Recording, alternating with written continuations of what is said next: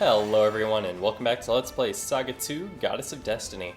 Not really sure why I used a healing spell at the end of the last episode when this hot spring was right here, but in any case I managed to top off everyone's HP using it, so we can continue exploring. Last time around, some seismic activity opened up this new area here in the world of Venus, so we're going to explore it in search of whatever relics may lie within. It seems that the underground of this world is just teeming with relics that Venus didn't want us to know about.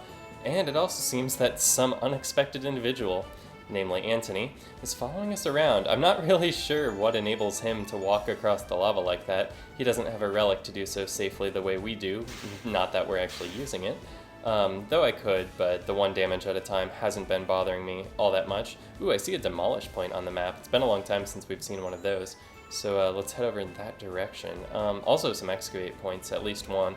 Kind of hard to see the full map with my character's HP in the way. I can't actually press, oops, I pressed the wrong button.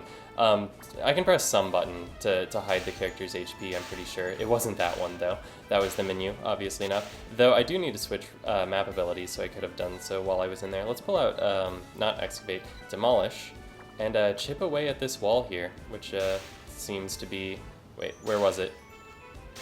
Is it not the wall? Alright, let's see. Is it over here? There's a sun on the map. The sun means demolish. Oh, there it is. There's a huge gaping gash of an X on the wall that I somehow didn't see. Alright, and let's head inside. Wow, I just opened up a new room here with a chest inside. So basically just an excavate point, but with a different relic involved. And we get nothing but a high potion, but that's not the worst thing we could find. I don't mind carrying that around with me. While we're in here, let's change over to excavate, since there should be another chest not that far away that we can pull up from out of this volcano. And, alright, it's actually a little bit of a walk since we have to get up above to get there, but no matter, we can do that. And we get another short little cutscene here. I can see you, Antony. You're right there. You're wide in the open. Like, he doesn't just lean around the corner to see where we're going. He, like, walks all the way out and then walks all the way back into hiding, like we can't see him. Oh well, everyone seems content to just let him continue following us. So I'll ignore it as well. And from this excavate point, we get a cross counter, very cool, but something I already have. And let's go ahead and fight this guy since we've only fought one battle in this volcano so far. Triceratops is an opponent we've seen before, but the Komodo dragon is something new. Let's go ahead and try a blizzard out on that Komodo dragon. I expect that to be pretty effective. And we'll use the triple lunge, which has gotten down all the way to 20 uses. I didn't realize that was getting so low on the Triceratops. And we'll use the arquebus over here and Nitto over here too. We'll put all of the weapon using characters on the Triceratops. I've got a lot of faith that this blizzard is going to be effective against the Komodo dragon, should Elodie actually get a turn here. Komodo dragon, not particularly powerful anyway. It only dealt 74 damage to Zenith with that attack. And yeah, Blizzard was pretty effective, over 300 damage, but it needed a little bit of help from Natsmer to finish things off. Max HP and strength increase for Natsmer. Strength increase, interesting, since she's no longer using her rocket punch. I would think that this arquebus she's been using would be a agility-based weapon, but perhaps not. But okay, we'll go ahead and heal Elodie before we go on, since she's taken some damage. Down to 9 uses of her cure, so something to be aware of, though the existence of her staff makes things a little bit easier healing-wise. And additionally, we did just pick up a high potion that I wouldn't mind using. Wow, we're really high up here. This is a treacherous-looking location. I like the look of the lava here. The lava you don't actually walk on. So, like, the lava you do actually walk on is, like, just flat. It's like a solid, but here we have this, like, river of lava down below us. Really cool location, and I'm glad that we have a location like this to separate this from the undersea volcano, since there are kind of awkwardly 2 volcano dungeons in this game. I'm glad that the remake here put a little bit of effort into distinguishing the look of the 2 locations. A little bit more so than you could have done with the black and white tiles of the original. Nothing but a bomb here in this chest. So we'll press on. I see another demolish point up ahead, so let's change our relic abilities from excavate back to demolish rather. And chip away at that wall over there and see if we can find something cool. Oh, got 2 enemies on my back. Oh, okay. Hit from behind by that one. I'm just happy that I didn't get attacked by 2 groups of enemies. We have a sorcerer, a skull knight, and a mercenary, so 3 different types of enemies here. The sorcerer we saw previously as a mini-boss back in the world of the Guardians, but the other 2 enemies brand new to us. look like an upgrade of enemies we've seen before. We've definitely seen skeletons before, and this guy looks like the terrorists we saw back in the Giant World, if I'm not mistaken. So Poison Fog, Triple Lunge, Arquebus, and Ninto. Let's spread out the attacks and see what we can do here. Ooh, wow, they've got Arquebus too, which is enough to take down Elodie in one hit, since she took damage not only from the lava that I walked across, but also from the bomb in that chest. Moob Yoshi here, enough to take down the Skull Knight, meaning that we only have the Mercenary left to contend with here, so we'll just put all attacks on him and see if we can wrap things up. I am going to press the X button to use this combo attack, probably not necessary, but I do quite like this Moob Yoshi attack. So we'll finish things off with that, and another strength increase for Natsmer, her strength really getting up there. And it looked like we got a Fire Tome, which is kind of cool, something I'll probably just end up selling though. Let's heal Elodie using Cure, and then additionally I'll use the Staff of Healing to top everyone off, since they've taken quite a lot of damage, both from the bomb and the lava, like I said. And let's see, I was looking for... oh yeah, it's right behind me, the Demolish Point. It's right there. We'll chip away at the wall here and see what's inside. Just another treasure chest, like the last one. But it is cool to have access to these rooms by way of Demolish that we wouldn't have access to otherwise. And we got a Flame Sword, which is a more powerful sword than one of Virtue's, no doubt. We'll try upgrading the Mithril Sword to it first of all. Yeah, Flame Sword here, more powerful than his previous Mithril Sword. Mithril Sword dealt damage times 11, and this deals damage times 12, and in addition raises his overall strength stat by 4. Now, let's just remember, yeah, the Ninto only deals damage equal to strength times 11, and Bardache only strength times 10. Actually, I think the Bardache is probably what I should have replaced. Actually, no, the Bardache raises the stat more. Okay, in any case, we're going to be rearranging Virtue's inventory because that Flame Sword is now his most powerful weapon, so let's put that on the top of the list, and put the Ninto above the Bardache, and let's carry on. He still has a Mithril Shield. Maybe that's something I should look to replace at some point, though I do like the 2 defense increases. That one's probably getting a little bit outclassed. It's been a while since I've gotten a new shield, so maybe I'll get one soon. Let's see, walk around here, head upstairs, and I see a treasure chest on the map. But before I can get to that, someone's going to poke his head around the corner and then walk right back into hiding. How many times do I have to see that exact scene play out? I mean, like, does the game think that I've forgotten that Antony's following me? We get a magic source, which is absolutely fantastic. Now, I've been complaining a little bit about how the spirit stat of some of my other characters is so low, so I guess it might be the best idea to actually put it on someone other than Elodie. Yeah, you know what? Let's do it. Let's put it on Natsmer since her spirit stat is so low. Using this will make it easier to heal her in the future. And she has lower HP than Zenith does as well, so she might need the healing a little bit more, though she's also more likely to be taken out in one hit. Like, so many attacks in this game, at least the way I've been playing, have taken out my characters in one hit, that healing has often not been, like, a valuable option in combat. I should not have turned around there, just saying that was too risky. I should have just taken that fight head on to make sure I didn't get hit from behind. And this looks like a really scary one. Same group of enemies we saw before, except there are actually 3 sorcerers in this fight. Alright, so let's put a blizzard on the sorcerers. Actually, I'm going to put everything on the sorcerers because those guys frighten me, and I just want to take them down as quickly as possible. Check this flame sword, a flaming sword imbued with the spirit of a fire demon. Definitely the most powerful weapon we've had on Virtue before, and I'll let him attack the Mercenary, since I know the Mercenary has that powerful Arquebus attack. Everyone else, though, I'm definitely going to try to put on the Sorcerers, just because magic-using enemies in this game can be extremely annoying if left to their own devices. And there's the Arquebus, able to take down Elodie before she can cast Blizzard on the Sorcerers. Fortunately, one of them is just trying to put Virtue to sleep, which is never the right idea. Okay, Explosive Photons finishing off the Sorcerers, so the only things that I have left to worry about are these 2 Skull Knights.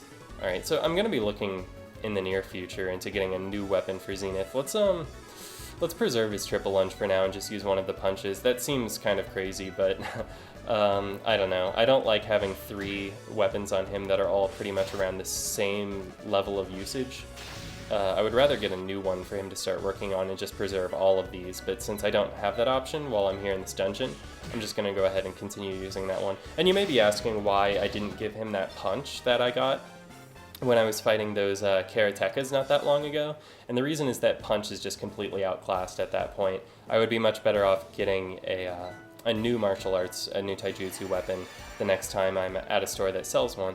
And I don't think the store that I bought the arquebus at had them. If it had, it probably would have been a better idea for me to buy that than the arquebus, actually, now that I think about it. It's easy to overlook Zenith, since he fights with his hands. It's easy to think that he doesn't actually need new weapons, but he does, like anyone else. Alright, so we have an excavate point here, so let's take care of that. Dig things up here. Where is it?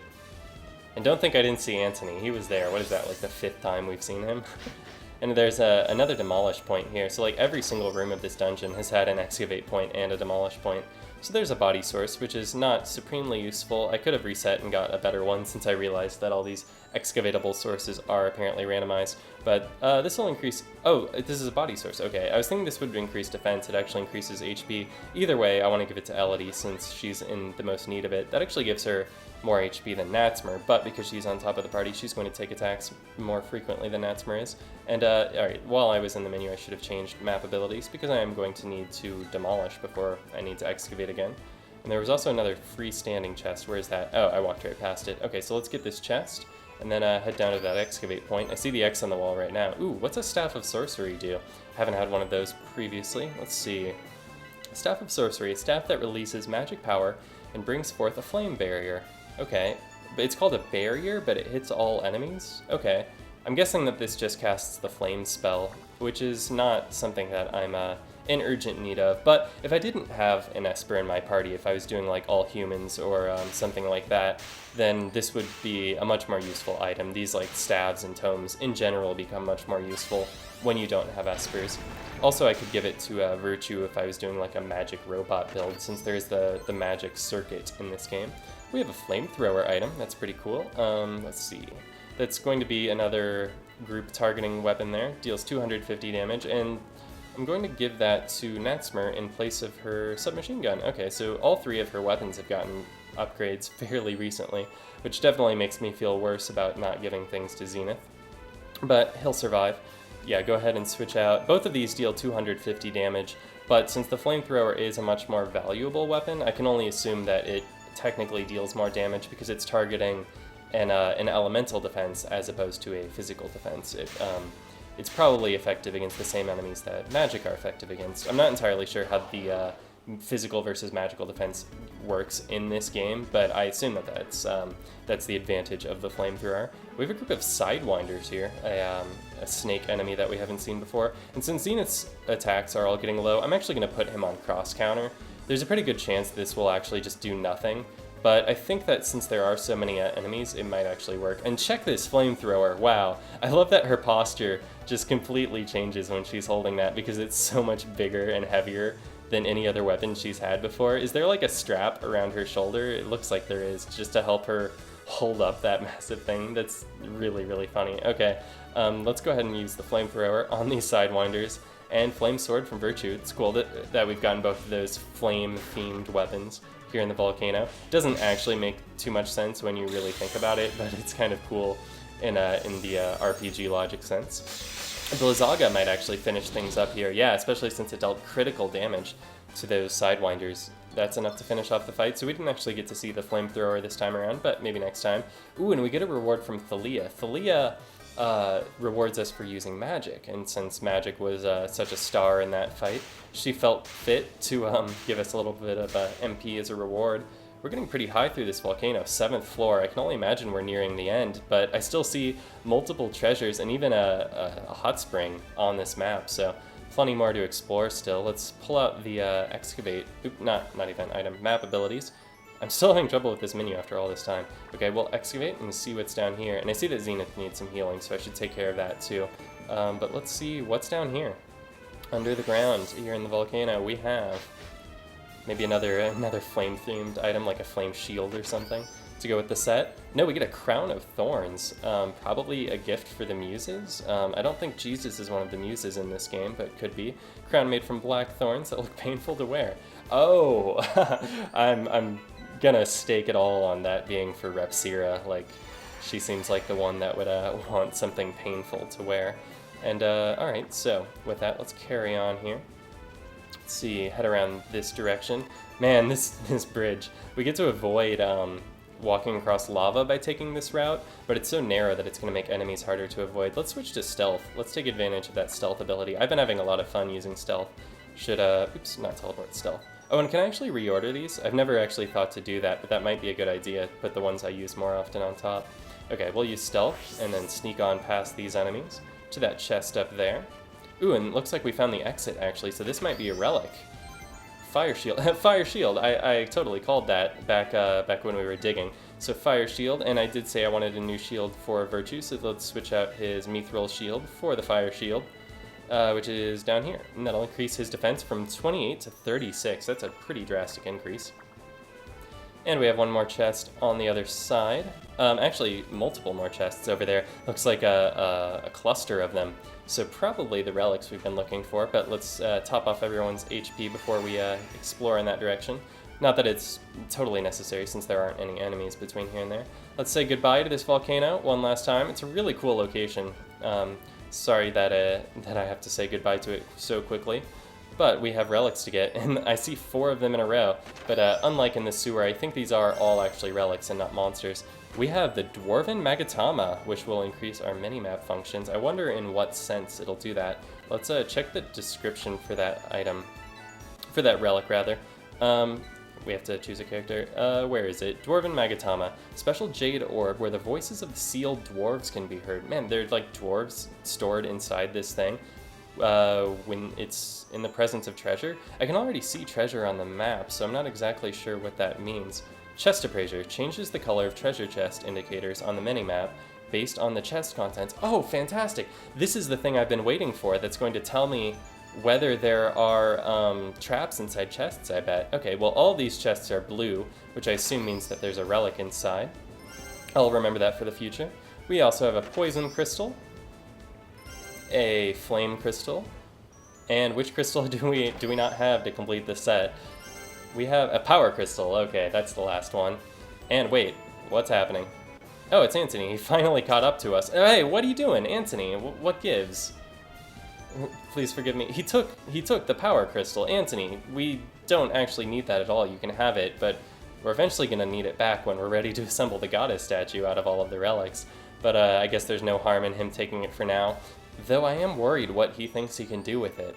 So next time, we're going to catch up with Antony and see what's going on. Thanks a lot for watching, and I will see you then.